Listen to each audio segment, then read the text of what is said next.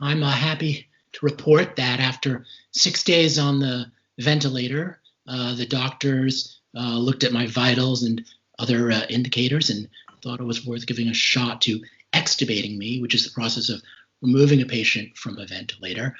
That process doesn't always go well. The survival rates for ventilator patients are not very high, and early research suggests that for COVID-19 coronavirus patients, they might even be below 50%. But I was one of the lucky ones. I got off the ventilator. It was fine. I was in the hospital for another 6 days or so. I essentially had to get supplemental oxygen, basically learn how to breathe again. I had to be monitored. But sorry if I'm a little short of breath. After the 6 days or so, 7 days, I was released last Wednesday, April 1, and I came home to my family. You are happily married and you have a little boy. My understanding is you are no longer contagious. When did you test negative for the virus? So it's interesting. At NYU Langone, the hospital that I was at, they used to run a negative test before discharge. But now, because of some change in guidance, I'm not sure whether that's CDC or state or local government, they no longer require that. And for me, I've had symptoms for so long that, look, I mean, you never know everything. There's a lot we don't know about this disease. But I was told actually by infectious disease doctors who were taking blood of mine for research on the day of my discharge that I was no longer contagious. So these aren't even necessarily the regular internists. These are actually people who focus on infectious disease. And but you never know. The other thing is you could also have some other thing that you give to people. So we're staying right now at my parents' house, and we are basically living in separate parts of the house. You are a lawyer by trade. You have a very popular blog, Above the Law, that I was not familiar with until I found out about you. And so as I listened to so many of your friends talk about how much they love you and there were so many people rallying for you, I did a little bit of research. So you're a marathon runner and you had a little bit of exercise-induced asthma. But other than that, you didn't really have any comorbidities, no high blood pressure, no diabetes, nothing else. Is that correct? That's correct. I'm 44 years old. I'm in good health. I'm not overweight. I don't use drugs. I don't smoke. I barely drink. But I did have this condition of exercise-induced asthma. And even though it was well managed with an inhaler, I think it did make me more vulnerable to respiratory problems, and then also to this extreme immune reaction that my system had to the virus, which is what led me to have this ARDS, this acute respiratory distress syndrome. So I just want to let folks know that even if they're in fairly good health, or they think they are, they could have a vulnerability that makes them potentially susceptible to a very severe version of COVID-19. Now, for example, I've heard on Twitter from people who are missing a certain enzyme that protects lungs, and they didn't even necessarily know about it. So people should be careful. What were your first symptoms, David? My initial symptom was fatigue. I just sort of felt out of sorts. And then another symptom I had, but I didn't know at the time that it was a symptom, was loss of taste.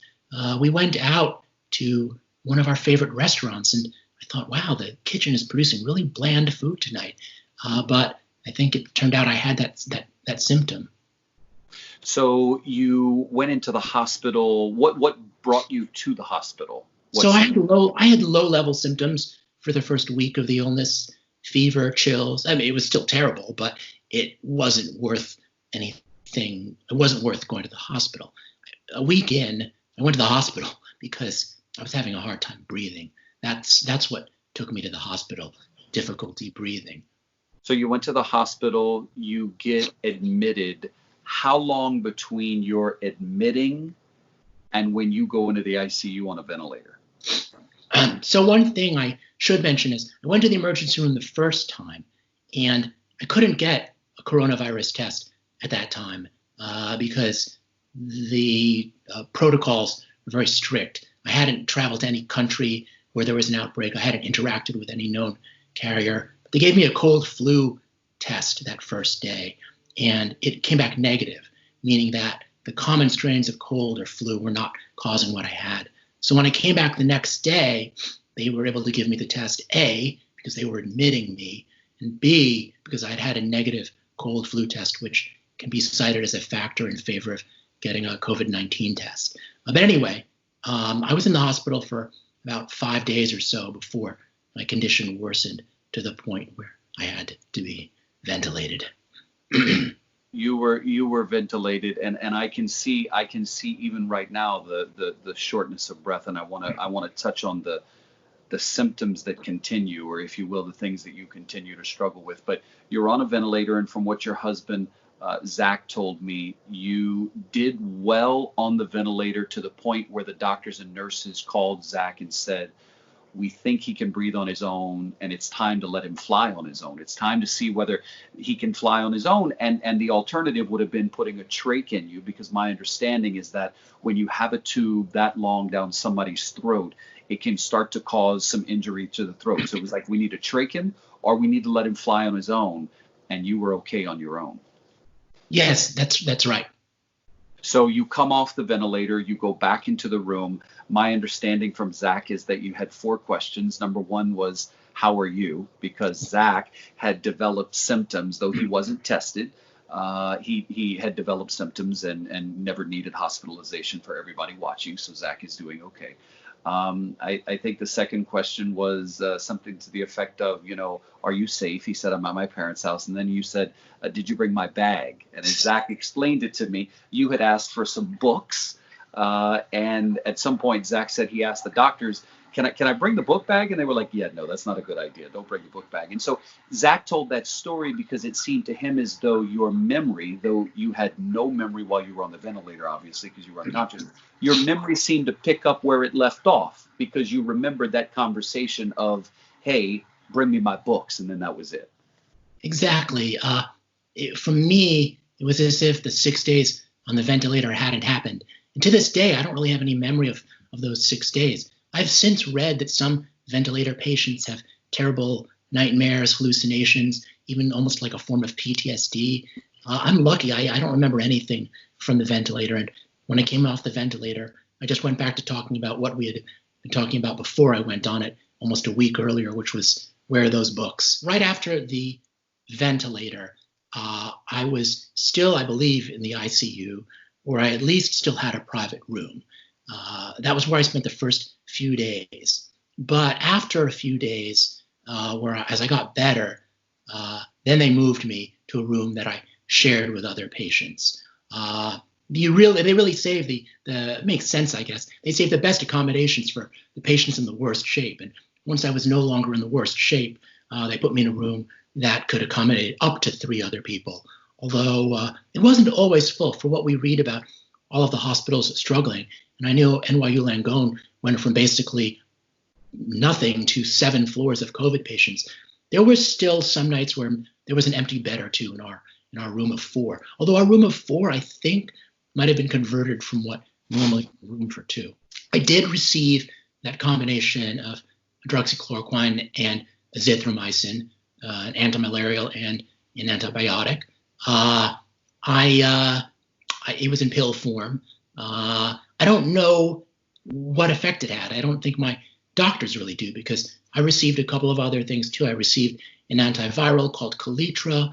When I was on the ventilator, I received a drug aimed at lung function, an IL-6 inhibitor called clazakizumab. So I received a bunch of different medications. I think it's hard to tell whether the medications helped, hurt, worked together, canceled each other out, whether I got better because of the meds, whether I got better because of just regular supportive care. It's very hard to tell, which is why we need more research in this area. Your husband, Zach, was telling me that essentially what happened while you were in the hospital, based on what the doctors told him, was that your lungs started to become inflamed to the point where you needed intubation and ICU care, right? And that was due to what COVID did to your system. COVID caused this, the body to essentially attack your lungs. Am I describing that accurately? Yes, they call it it's a so-called cytokine storm is what the doctors call it. Your body is essentially turning on itself. Hmm. So you are home.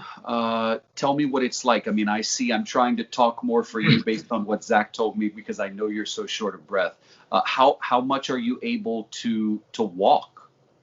So I can't walk very far in any given one shot. I kind of have to walk, take a rest, walk, take a rest. I just have to take it very easy because I'll walk across a room, I'll be a little short of breath. I'll walk up a flight of stairs, I'll be a little short of breath.